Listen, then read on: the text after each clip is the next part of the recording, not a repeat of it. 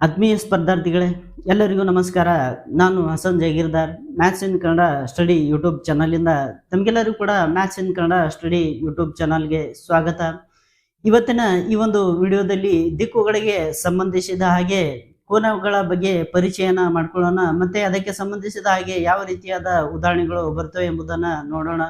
ಈಗ ಮೊದಲಿಗೆ ಈ ಕೋನಗಳ ಬಗ್ಗೆ ಪರಿಚಯವನ್ನ ತಿಳ್ಕೊಳ್ಳೋಣ. ನಮಗೆಲ್ಲರಿಗೂ ಗೊತ್ತಿರುವ ಹಾಗೆ ಏನಾಗಿರ್ತಂದ್ರೆ, ಎರಡು ಪ್ರಮುಖವಾದ ದಿಕ್ಕುಗಳ ನಡುವೆ ಯಾವಾಗ್ಲೂ ಏನಾಗಿರ್ತಂದ್ರ 90 ಡಿಗ್ರಿಯ ಕೋನ ಉಂಟಾಗ್ತದ. ಆನಂತರ ಏನಾಗಿರ್ತಂದ್ರ ಉತ್ತರ ಮತ್ತು ಪೂರ್ವ ದಿಕ್ಕಿನ ನಡುವೆ 90 ಡಿಗ್ರಿ ಕೋನ ಉಂಟಾಗಿರ್ತದ. ಪೂರ್ವ ಮತ್ತು ದಕ್ಷಿಣ ದಿಕ್ಕಿನ ನಡುವೆ ಕೂಡ 90 ಡಿಗ್ರಿ ಕೋನ ಉಂಟಾಗಿರ್ತದ. ದಕ್ಷಿಣ ಮತ್ತು ಪಶ್ಚಿಮ ದಿಕ್ಕಿನ ನಡುವೆ 90 ಡಿಗ್ರಿ ಕೋನ ಆಗಿರ್ತದ. ಅದೇ ರೀತಿಯಾಗಿ ಪಶ್ಚಿಮ ಮತ್ತು ಉತ್ತರ ದಿಕ್ಕುಗಳ ನಡುವೆ ಏನಾಗಿರ್ತದ 90 ಡಿಗ್ರಿಯ ಕೋನ ಉಂಟಾಗಿರ್ತದ. ಎರಡು ಪ್ರಮುಖವಾದ ದಿಕ್ಕುಗಳ ನಡುವೆ ಯಾವಾಗ್ಲೂ ಏನಾಗಿರ್ತದಂದ್ರ ಒಂದು ಲಂಬ ಕೋನ ಉಂಟಾಗಿರ್ತದ.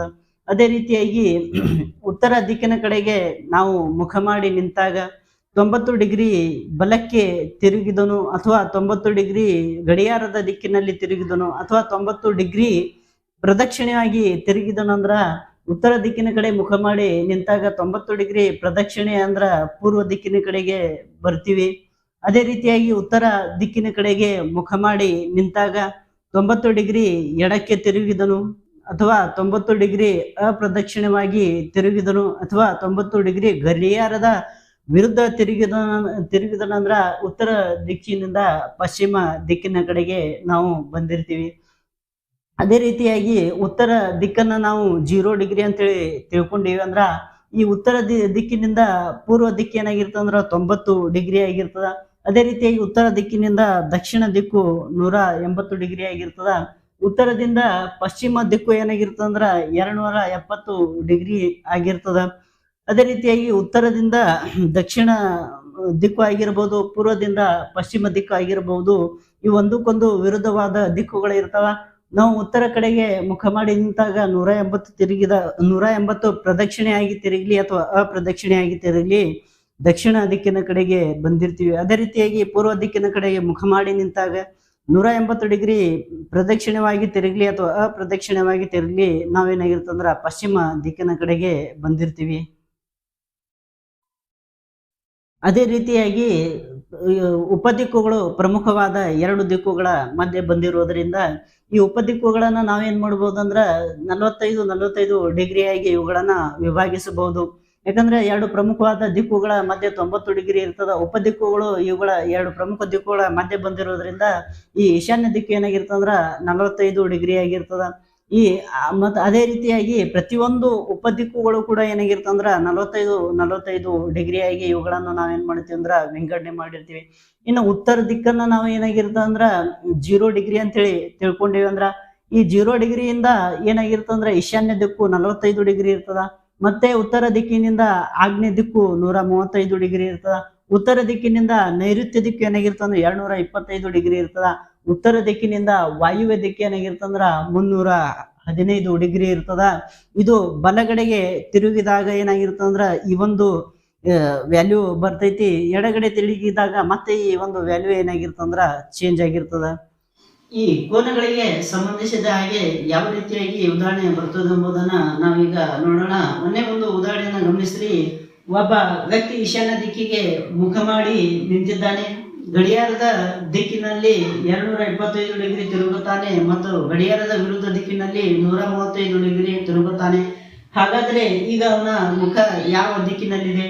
ಎ ಆಗ್ನೇಯ, ಬಿ ಈಶಾನ್ಯ, ಸಿ ನೈಋತ್ಯ, ಡಿ ವಾಯುವ್ಯ. ಈ ಒಂದು ಉದಾಹರಣೆಯನ್ನ ಯಾವ ರೀತಿಯಾಗಿ ಬಿಡಿಸ್ಬೇಕು ನೋಡ್ರಿ. ಸರ್ವಸಾಮಾನ್ಯವಾಗಿ ನಮಗೆ ಈ ದಿಕ್ಕುಗಳ ನಕ್ಷೆ ಹಾಕೋದನ್ನ ಬರ್ತೈತಿ. ಈ ದಿಕ್ಕುಗಳ ನಕ್ಷೆ ಹಾಕೋದನ್ನ ನಾವು ಕಲ್ತಿದೀವಿ. ಇದು ಏನಾಗಿರ್ತಂದ್ರ ಪೂರ್ವ ದಿಕ್ಕು, ಇದು ಏನಾಗಿರ್ತಂದ್ರ ಪಶ್ಚಿಮ ದಿಕ್ಕು, ಇದು ಮೇಲ್ಗಡೆದು ಉತ್ತರ, ಕೆಳಗಡೆದು ದಕ್ಷಿಣ, ಇದು ಆಗ್ನೇಯ, ವಾಯುವ್ಯ, ನೈಋತ್ಯ ಮತ್ತು ಈಶಾನ್ಯ.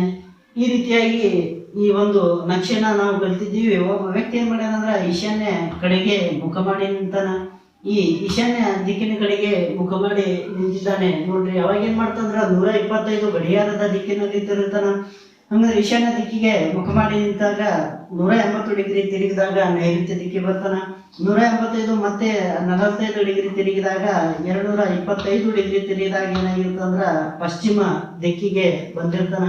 ಇನ್ನ ಪಶ್ಚಿಮ ದಿಕ್ಕಿಗೆ ಮುಖ ಮಾಡಿ ನಿಂತಾಗ ಮತ್ತೇನ್ ಮಾಡ್ತಾನಂದ್ರ ಇನ್ನು ಗಡಿಯಾರದ ವಿರುದ್ಧ ದಿಕ್ಕಿನಲ್ಲಿ ಅಂದ್ರ ಕೆಳಗಡೆ ಗಡಿಯಾರದ ವಿರುದ್ಧ ದಿಕ್ಕಿನಲ್ಲಿ ಏನ್ ಮಾಡ್ತಾನಂದ್ರ 135 ತಿರುಗ್ತಾನ. ಪಶ್ಚಿಮ ದಿಕ್ಕಿಗೆ ಬಂದಾನಂದ್ರ ಪೂರ್ವ ದಿಕ್ಕಿಗೆ ಪಶ್ಚಿಮ ದಿಕ್ಕಿನಿಂದ ತಿರುಗಿದಾಗ ಪೂರ್ವ ದಿಕ್ಕಿಗೆ ಬಂದಾಗ 180 ಡಿಗ್ರಿ ಬಂದಿರ್ತಾನ. ಅದರಲ್ಲಿ 45 ಡಿಗ್ರಿನ ಕಳೀರಿ 135 ಡಿಗ್ರಿ ಅಂದ್ರ ಆಗ್ನೇಯ ದಿಕ್ಕಿನ ಕಡೆಗೆ ಏನಾಗಿರ್ತಂದ್ರ ಅವನು ಮುಖ ಮಾಡಿ ನಿಂತಿರ್ತಾನ. ಈ ರೀತಿಯಾಗಿ ಸರ್ವೇಸಾಮಾನ್ಯವಾಗಿ ಈ ಲೆಕ್ಕವನ್ನ ಬಿಡಿಸಬಹುದು. ಆದ್ರೆ ಈ ಒಂದು ರೀತಿನ ಯಾರು ಏನ್ ಮಾಡಿದ್ರಿ ಅಂದ್ರ ಈ ರೀತಿಯಿಂದ ಈ ಲೆಕ್ಕನ ಬಿಡಿಸ್ಬೇಡ್ರಿ. ಯಾಕಂದ್ರ ಈ ರೀತಿ ಬಿಡಿಸಕ್ ಹೋದಾಗ ನಮ್ಗೇನಾಗಿರ್ತಂದ್ರ ಸಾಕಷ್ಟು ಸಮಯದ ಒಂದು ವ್ಯರ್ಥ ಆಗ್ತದ. ಯಾಕಂದ್ರ ನಮ್ಗೆ 225 ಡಿಗ್ರಿ ಎಲ್ಲಿ ಬರ್ತೈತಿ, 135 ಡಿಗ್ರಿ ಎಲ್ಲಿ ಬರ್ತೈತಿ, 270 ಡಿಗ್ರಿ ಎಲ್ಲಿ ಬರ್ತೈತಿ, ಇದು ಪರ್ಫೆಕ್ಟ್ ಆಗಿ ಏನಾಗಿಲ್ಲ ಎಕ್ಸಾಮ್ ನಲ್ಲಿ ಬರೋದಿಲ್ಲ. ಆ ಒಂದು ರೀತಿಯಿಂದ ಇದನ್ನ ಶಾರ್ಟ್ ಯಾವ ರೀತಿಯಾಗಿ ಬಿಡಿಸ್ಬೇಕು ನೋಡ್ರಿ. ಮೊದಲಿಗೆ ನಾವೇನ್ ಮಾಡೋದು ಅಂದ್ರ ಗಡಿಯಾರದ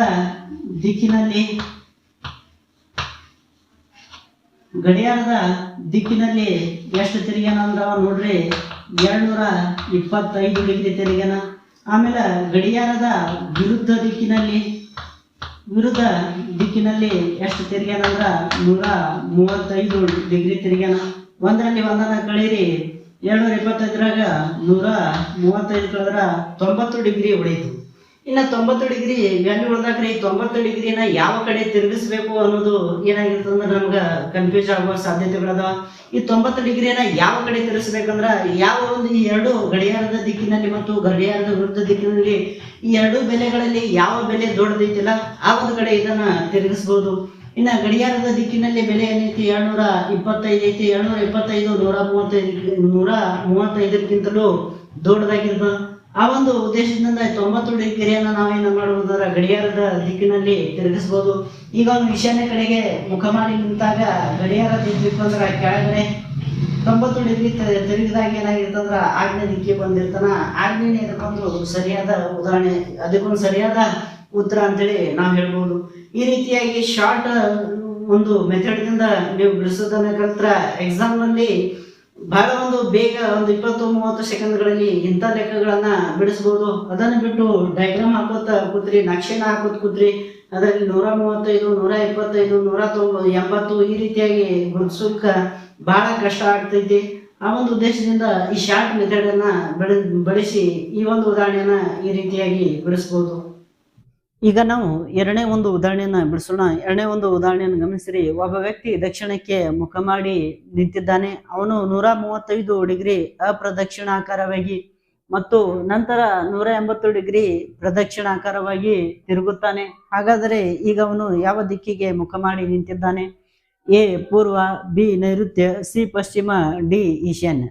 ಈ ಒಂದು ಉದಾಹರಣೆಯನ್ನ ನಾವು ಶಾರ್ಟ್ಕಟ್ ರೀತಿಯಿಂದ ಯಾವ ರೀತಿಯಾಗಿ ಬಿಡಿಸ್ಬೇಕು ನೋಡ್ರಿ. ಮೊದಲನೇದಾಗಿ ಏನ್ ಮಾಡ್ರಿ ಅಂದ್ರ ಪ್ರದಕ್ಷಿಣಾಕಾರವಾಗಿ ಎಷ್ಟು ತಿರುಗ್ಯಾನ ಅದನ್ನ ಬರ್ಕೋರಿ. ಇನ್ನ ಪ್ರದಕ್ಷಿಣೆ ಆಕಾರವಾಗಿ ಎಷ್ಟು ಮಾಡ್ಯಾನಂದ್ರ 180 ಡಿಗ್ರಿ ತಿರುಗ್ಯಾನ. ಆಮೇಲೆ